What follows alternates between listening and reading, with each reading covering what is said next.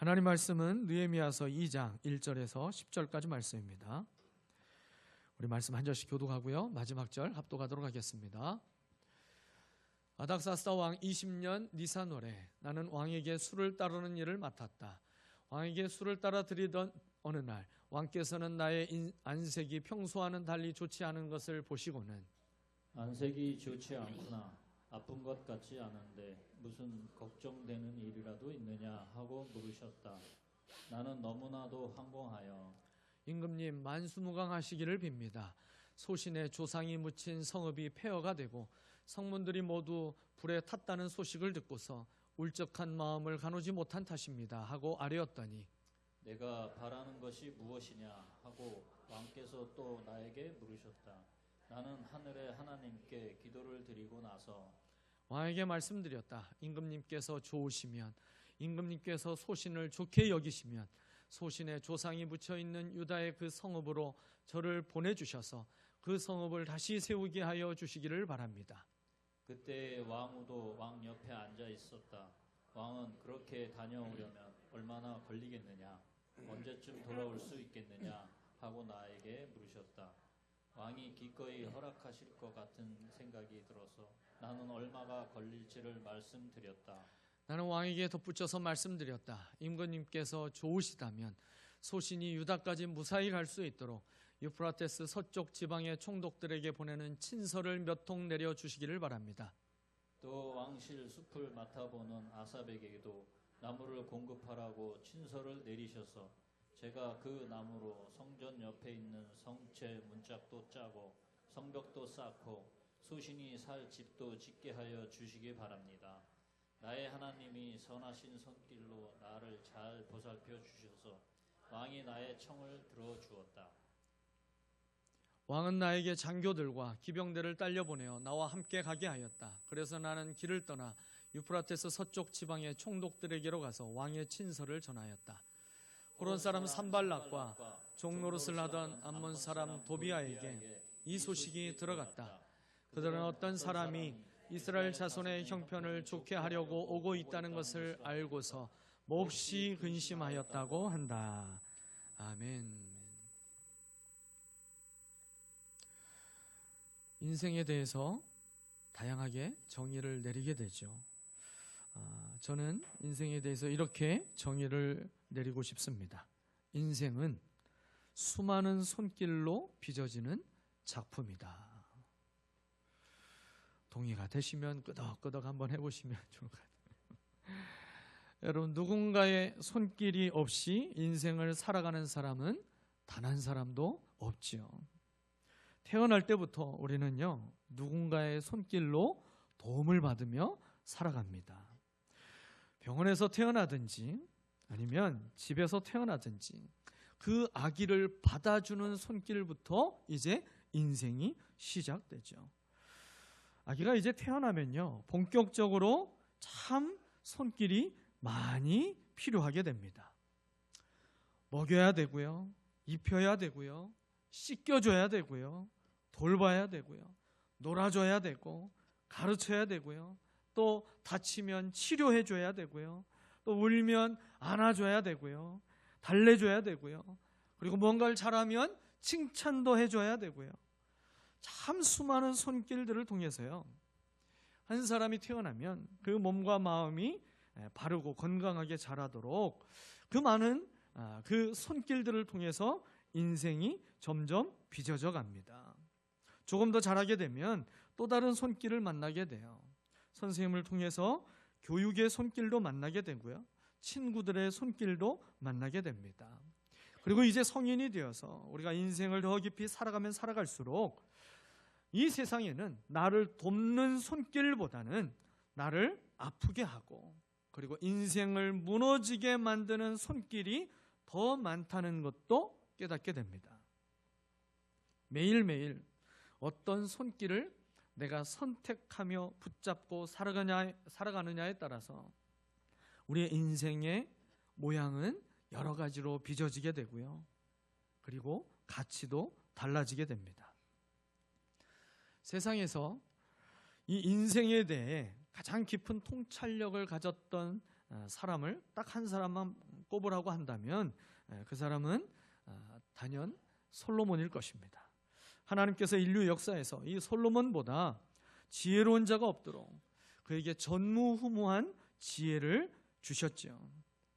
그런 지혜의 왕이었던 솔로몬이요, 인생에 대해서 내린 결론이 무엇이었습니까? 내가 해 아래에서 행하는 모든 일을 보았노라. 보라, 모두 다 헛되어 바람을 잡으려는 것이로다. 솔로몬이요, 인생을 돌아보며 그가 이 세상에서 누릴 수 있는 가장 좋은 것들에 가장 최고의 것들을 전부 다 누려보고 나서, 그리고 해 아래에서 수고한 모든 인생들의 삶을 그가 다 살펴보고 나서 내린 결론이었어요. 건강과 그리고 부자가 되기를 원하고, 그리고 명예로운 인생이 되기를 원하고, 그리고 높은 그리고 크게 영향력 있는 권력을 갖기를 원하고요, 그리고 많은 쾌락을 갖기를 원하죠. 사람의 손으로 수고하여 이루려고 애쓰는 모든 것들에 그 최고의 정점을 다 누려봤던 솔로몬이 내린 결론은 모든 것이 헛되다였습니다. 여러분, 세상이 인생에 내미는 손길은요, 우리를 하나님께로 인도하는 것이 아니기 때문에 헛된 거예요. 오직 하나님의 손을 붙잡고 살아가는 인생만이 헛되지 않는 인생이라고 성경은 말씀합니다. 왜 그렇습니까? 하나님의 손은 선하신 손이기 때문입니다. 하나님이 우리에게 내미시는 그 손길은 선하신 손길이기 때문입니다. 무엇 때문에 하나님의 손길을 선하신 손길이라고 말할 수 있을까? 성경을 찾아봤더니요, 하나님의 손에 대해서 여러 가지로 이야기를 하고 있어요. 시편 17편 7절을 보니까 이렇게 기록됐어요. 주님께로 피하는 사람을 오른손으로 구원하여 주시는 주님. 하나님의 손은 구원의 손이십니다. 이사야 41장 10절 말씀이에요.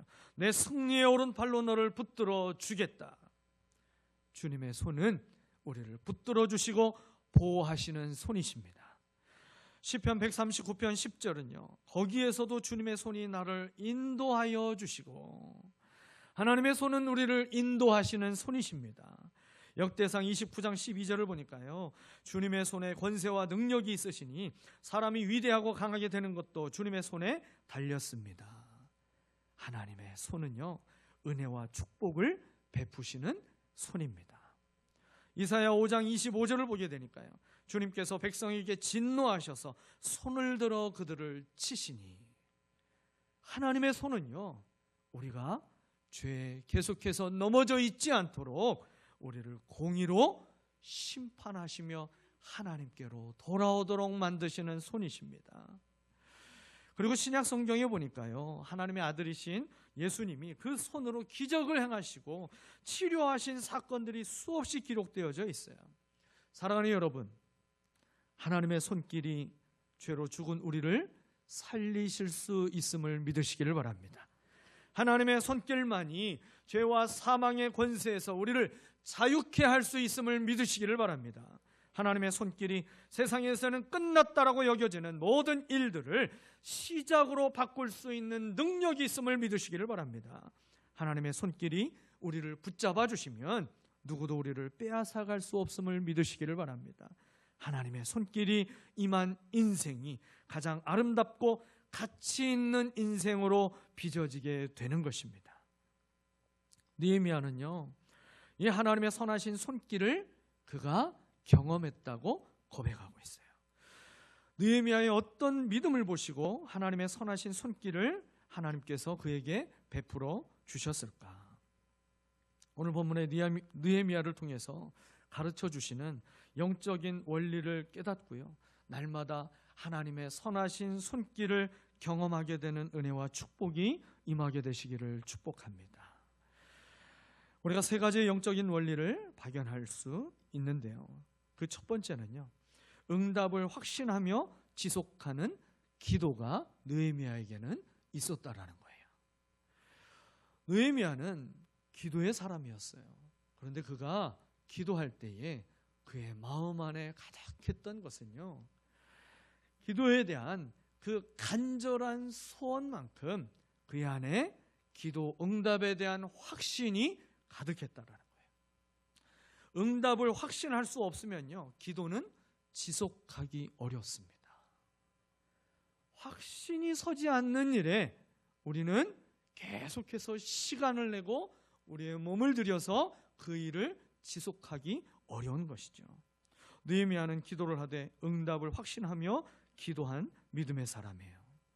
느헤미야가 예루살렘 성벽이 무너져 있고 성문이 불타버려서 유다 백성들이 고통 가운데 비참한 삶을 살고 있다는 소식을 듣고요, 너무 마음이 아파서 그가 울며 금식하며 기도했다라고 1장 4절이 말하고 있어요. 느헤미야가 그렇게 울며 기도하기 시작한 때가 언제부터였는지 역사적인 시간을 이 느헤미야서는 의도적으로 기록해놨어요. 1장 1절에 기록되어 있죠. 20년 기슬르월에 느헤미야가 이 기도가 시작됐어요. 여기서 20년이라는 것은 페르시아의 이 아닥사스다 왕이 즉위한 지 20년이 된 해라고 이야기하는 것이고요. 기슬르월은요, 페르시아의 달력으로 9월달을 이야기하는 거예요. 그러니 9월부터 시작된 기도가 언제까지 지속되었는지 오늘 이제 2장 1절에서 이야기해 주고 있어요. 2장 1절에 아닥사스다 왕 20년 니산월, 이 니산월까지 기도가 지속됐어요. 니산월은요, 페르시아의 달력으로 1월을 의미합니다. 그러니 9월에 시작된 기도가 지금 1월까지 지속되고 있어요. 느헤미야가 그의 형제였던 하나니로부터 예루살렘의 소식을 듣고 그가 울며 기도한 것이 9월부터 1월까지 4개월 동안 지속되고 있습니다. 여러분, 우리가 기도하면서 받게 되는 유혹 가운데 하나는요, 당장 기도가 응답되기를 바라는 마음이죠. 기도하는 사람에게 찾아오는 유혹은 좀 그 기도가 속히 응답되기를 원하는 마음인 거예요. 느헤미야는 예루살렘의 처참한 형편을 듣고요, 그가 수일 동안 슬퍼하며 금식하며 기도했었어요. 수일 동안의 간절한 금식 기도를 했지만요, 그 이후에 그 기도가 끝나고 나서 그가 금식 기도를 하고 나서 어떤 변화가 일어난 것이 아무것도 없었어요. 마음이 낙심돼 있고 무너져 있던 그 예루살렘 성 안에 살고 있던 수많은 그 연약한 백성들이 마음에 용기를 내어서 하나하나 성벽을 쌓고자 하는 그런 마음이 그 마음속에 시작되었더라, 뭐 이런 것도 전혀 성경에는 기록되어 있지 않아요. 아무런 변화가 일어나지 않습니다. 무려 4개월 동안 아무런 일이 일어나지 않게 돼요. 그런데요, 겉으로는 아무 일도 일어나지 않았지만 사실은 엄청난 일이 일어나고 있었던 것이죠. 여러분, 믿음의 사람은요, 아무런 일이 일어나고 있지 않을 때에도 기도를 계속하는 사람이에요.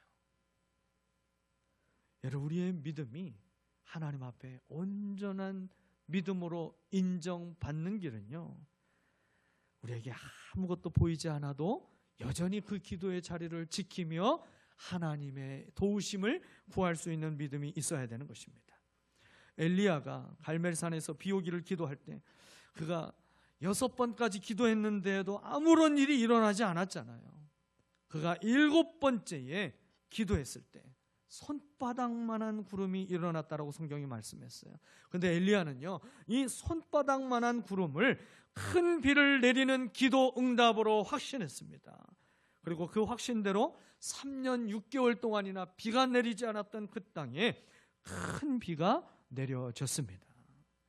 여리고성을 정복할 때에도 우리는 어떤 일이 있었는지 잘 알고 있잖아요. 여호수아와 백성들이 하루에 한 바퀴씩 6일 동안 돌았어요.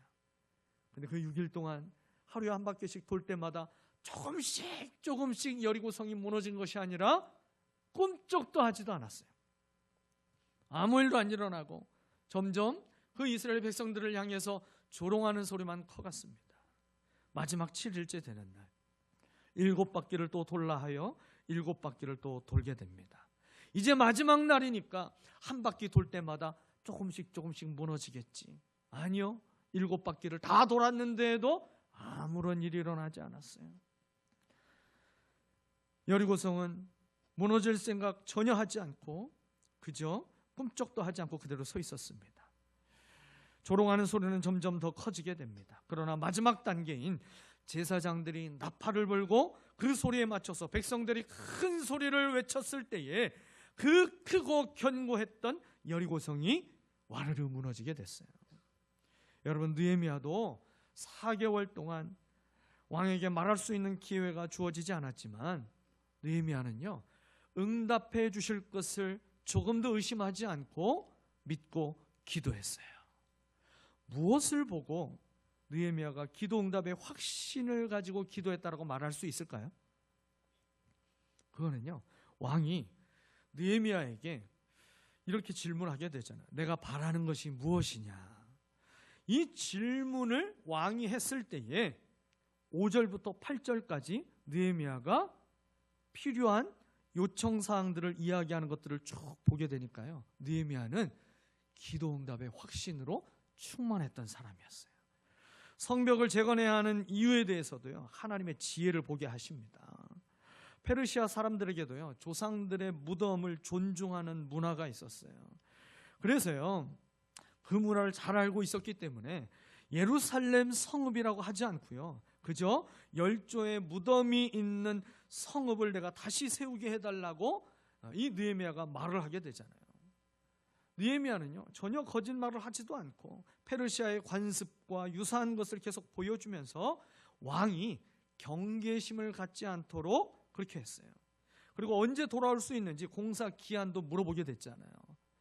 여러분, 그 질문이 딱 됐을 때 아무 생각이 없었으면 글쎄요, 가서 해봐야 할 것 같은데요, 어쨌든 끝나는 대로 빨리 돌아오겠습니다, 여러분, 이렇게 대답해야 되지 않겠어요? 그런데 느헤미야는요, 그 공사가 시작되면 어떻게 준비하고 어떻게 그 공사를 진행을 해서 어느 정도의 기간 동안에 이 공사가 될 수 있을지 그걸 전부 다 미리 생각하고 있었다는 거죠.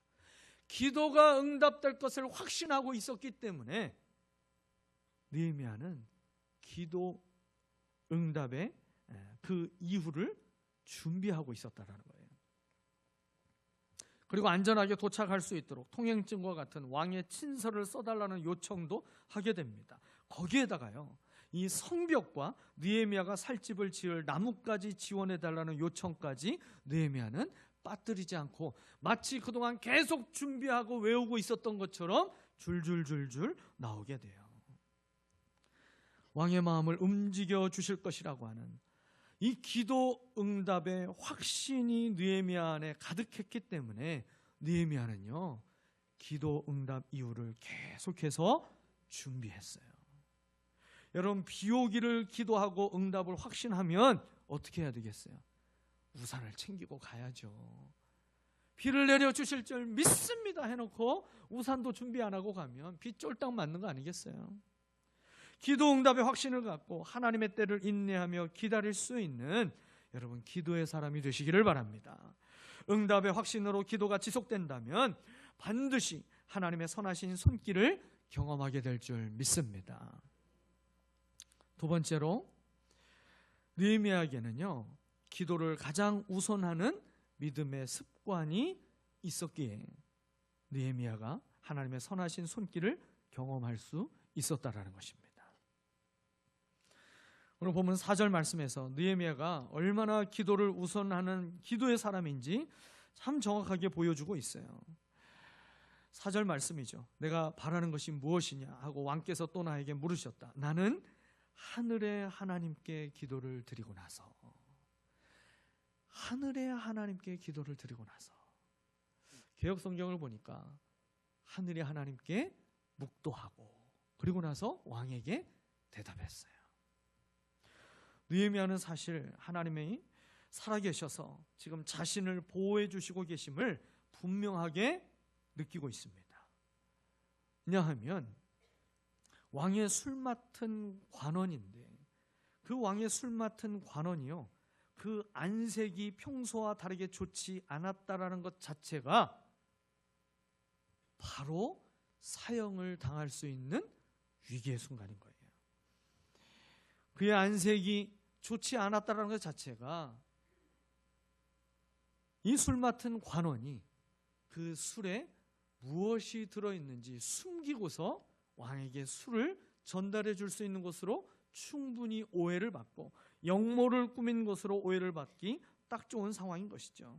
그러니 묻지도 않고 사형을 당할 수도 있는 위기라고 말해도 과언이 아닙니다. 그런데 그 순간에 놀랍게도 왕이 느헤미야의 안색을 살펴주고요, 걱정해 주는 말을 했다는 것 자체가 지금 하나님이 나를 지키시고 보호하고 계시는구나, 이걸 크게 느끼고 있는 거예요.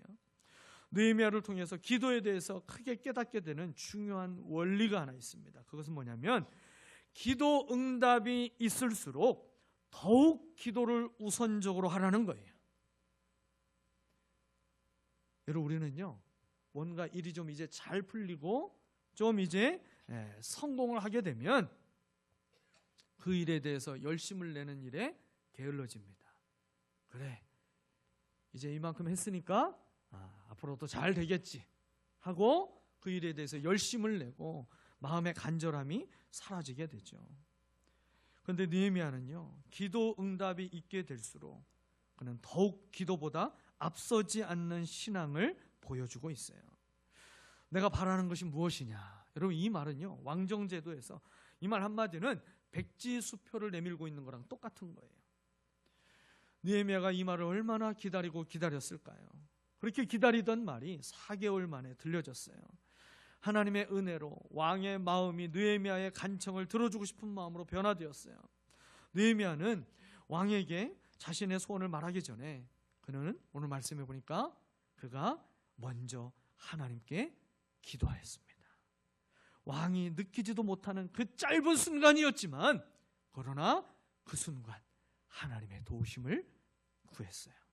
느헤미야는 사람에게 대답하기 전이나 어떤 결정을 내리기 전에 먼저 하나님 앞에 기도하는 사람이었습니다. 여러분, 하나님의 선하신 손길이 삶을 다스려 주시기를 원하십니까? 여러분, 그렇다면 가장 먼저 기도하는 기도의 습관이 여러분에게 자리 잡게 되기를 축복합니다. 여러분의 가정과 자녀들의 삶에 하나님의 선하신 손길로 역사해 주시기를 원하십니까? 가장 먼저 기도하시기를 바랍니다. 사람을 만나기 전에, 어떤 일을 결정하기 전에, 어떤 말을 하기 전에 삶의 문제가 발생된 순간 가장 먼저 기도하는 영적인 습관을 갖게 되시기를 축복합니다. 여러분, 이것이 축복이 되는 이유는요, 하나님을 1등으로 찾고 구하는 자에게 하나님께서도 그렇게 역사해 주시기 때문입니다. 여러분, 우리가 기도를 어떻게 생각하고 있습니까? 이것저것 다 해보고 기도도 해보려는 성도와 모든 방법을 사용하기 전에 가장 먼저 기도하는 성도, 여러분, 이 둘 중에 누구에게 주님의 마음이 더 가까이 가겠습니까? 기도가 방법이 되는 성도에게 하나님도 그 인생의 문제를 해결하는 방법이 되어 주십니다. 쉬지 말고 기도함으로 하나님의 선하신 손길을 매일 경험하게 되시기를 주님의 이름으로 축원합니다. 마지막으로 이 느헤미야는요, 하나님의 은혜에 감사할 줄 아는 믿음이 있었다라는 거예요. 누군가에게 호의를 입으면 마땅히 감사하는 것이 사람의 도리입니다. 하나님과의 관계에서도 마찬가지예요. 여러분, 우리가 복을 받는 것도 중요하지만요, 받은 복을 간직하고 누리는 것이 더 중요합니다. 성도는요, 다른 사람에게 능력을 인정받고 또 무언가 일이 잘 풀릴 때에 가장 먼저 기억해야 될 것은 하나님의 도우시는 손길을 기억해야 돼요. 그리고 그 하나님 앞에 먼저 감사로 영광을 올려드려야 되는 것입니다.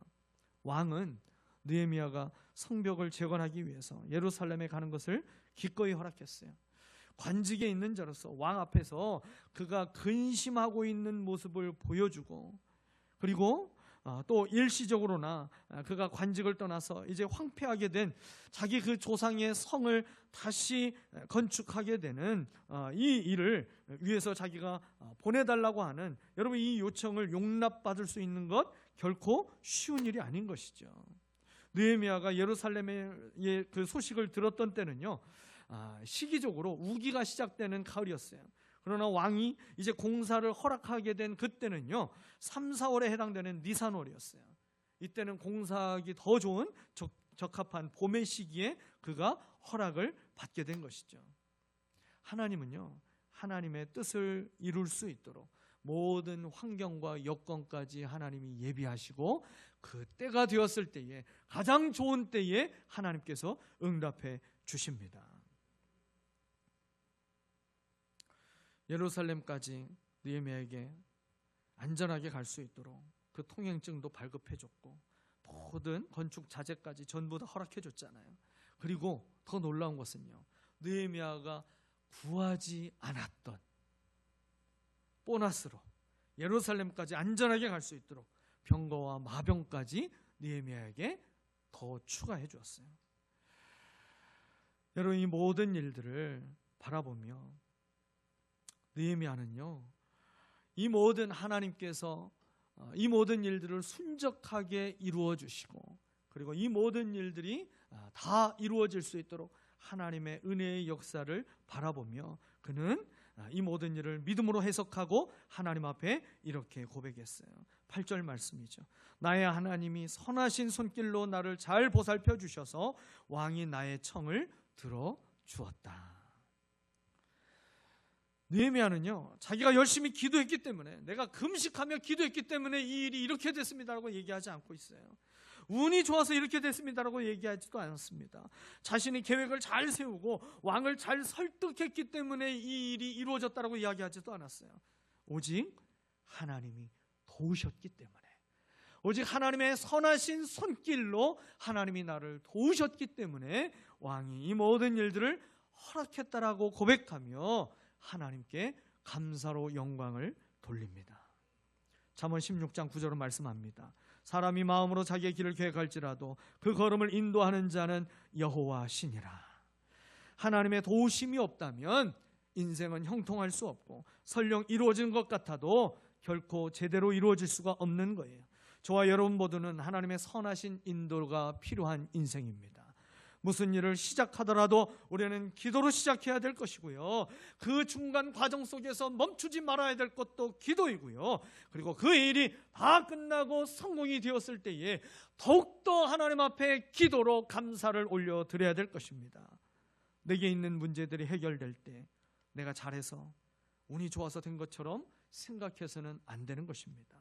여러분, 그 순간이 하나님을 증명할 수 있는 최고의 기회가 됨을 믿으시기를 바랍니다. 바라는 것이 이루어지게 해달라고 열심히 기도하다가 그것이 이루어지면 내가 언제 그랬냐는 듯이 입을 씻어버리면 안 되는 거예요. 마땅히 드려야 할 영광을 하나님께 돌리지 않고 감사드리는 것을 게을리해서는 안 되는 것입니다. 출애굽기 20장 5절 말씀이에요. 주 너희의 하나님은 질투하는 하나님이다. 마땅히 하나님께 드려야 할 영광이 다른 신에게, 다른 사람에게, 그리고 자기 자신이 그 영광을 가로채도록 하나님의 영광을 가려서는 안 되는 것입니다. 우리의 모든 일을 통하여서 영광을 받으시길 원하시는 하나님이시기 때문에 여러분, 범사의 하나님을 인정하고 하나님을 높이는 삶을 살게 되시기를 바랍니다. 하나님의 도우심의 손길을 기억하며 우리가 감사를 잊지 않고 표현하며 하나님께 영광 돌리는 믿음이 바로 하나님의 선하신 손길을 풍성하게 경험하게 만들어 줄 것입니다. 느헤미야를 통해서 가르쳐 주신 하나님의 선하신 손길을 경험하게 되는 이 영적인 원리가 삶의 거룩한 습관으로 자리 잡게 되시기를 바랍니다. 응답의 확신으로 기도를 지속하시기를 바랍니다. 기도를 가장 우선하는 믿음의 습관이 자리 잡으시기를 바랍니다. 그리고 하나님의 은혜에 감사하는 것을 잊지 않는 믿음을 하나님 앞에 보여드리시기를 바랍니다. 그래서 매일의 삶 속에서 하나님의 선하신 손길을 발견하는 복 있는 성도가 되시기를 예수 그리스도의 이름으로 축원합니다. 기도하겠습니다. 좋으신 하나님 아버지, 감사합니다. 하나님의 선하신 손길로 주님 우리를 붙들어 주시고 여기까지 인도하신 줄 믿습니다. 우리 가정을 그렇게 하나님의 선하신 손길로, 우리 목장과 교회를 주님이 선하신 손길로 붙들어 주시고 인도하신 줄 믿습니다.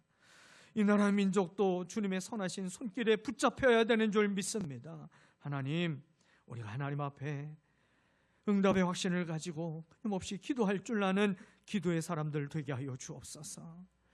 이것저것 해보고 나서 기도하는 사람이 아니라 기도를 가장 먼저 하나님 앞에 올려드릴 수 있는 하나님 그 기도의 사람 되게 하여 주옵소서. 주님, 모든 일이 이루어진 그 이후에 하나님 앞에 감사하는 것을 잊지 않는 하나님 그 감사의 믿음을 주 앞에 보여드리며 주님 더 크고 좋은 것으로 날마다 우리의 인생을 주님께서 그렇게 역사해 주시는 주님의 선하신 손길을 발견하는 거룩한 주의 백성들 되게 하여 주옵소서. 예수 그리스도의 이름으로 감사하며 기도 올려옵나이다. 아멘.